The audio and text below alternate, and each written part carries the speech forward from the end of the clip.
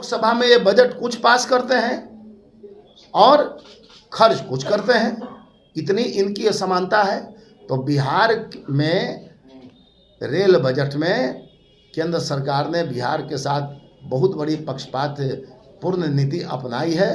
कोई सुविधा नहीं है, पैसेंजर की कोई सुविधा नहीं है, पैसेंजर वेलफेयर कमेटी का नामो निशान नहीं है।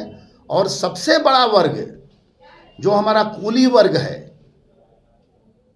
गरीब वर्ग है, बिना उसके आप कोई कल्पना नहीं कर सकते, उन कूलियों के वेलफेयर के लिए इस बजट में कोई मतलब चर्चा नहीं है। यह बहुत बड़ी बात है। ये एक तरह से देखा जाए तो श्रम का बहुत बड़ा अपमान है।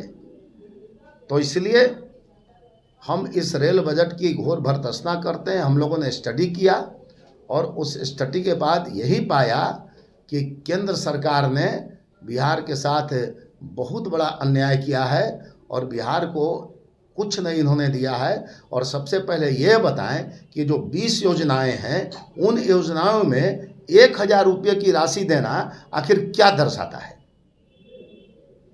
यही दर्शाता है ये सरकार जो है, सरकार के पास पैसा नहीं है, सरकार दिवालियापन की ओर अग्रसर है। और आप देख रहे हैं अभी जो बवाल मचा हुआ है पूरे देश में, अडानी के रूप में जो व्यवहार, जो बवाल मचा हुआ है, तो कहीं ना कहीं ये सरकार जो है बिचौलियों के साथ खेल रही है। और सारा जो विकास का पैसा है, डेवलपमेंट का पैसा कहाँ जा रहा है, किस प्रकार से खर्च हो रहा है, ये आम जनता के समझ के बाहर की चीज़ है। आप वंदे भारत ट्रेन ला रहे हैं, ठीक है, स्वागत योग्य कदम है, लेकिन जो ट्रेनें चल रही है, जिसका परिचालन हो रहा है, उसका समय जो है निर्धारित होना चाहिए, उसके साफ सफाई का ख्याल रखना चाहिए।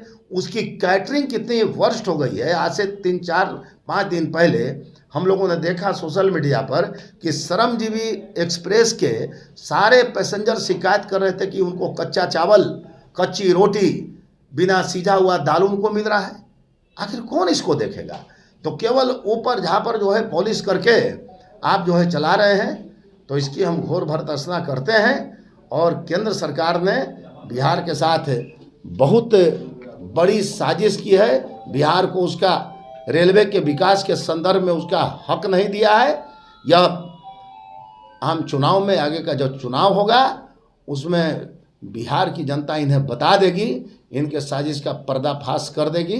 रेलवे हो या अन्य बजट में काफी फायदा होगा। तो सुशील मोदी से ही मैं पूछना चाहता हूं कि 20 परियोजना में 1,000 जो रुपये मिले, तो आखिर उसकी मंशा क्या है? आखिर आपके पास जब कुछ देने की बात रहती तो हर प्रोजेक्ट में करोड़ रुपया भी कम से कम देते। आपने तो 1000 रुपया दिया है, तो इस पर सुशील मोदी क्यों नहीं बोलते हैं? उनको स्पष्ट करना चाहिए।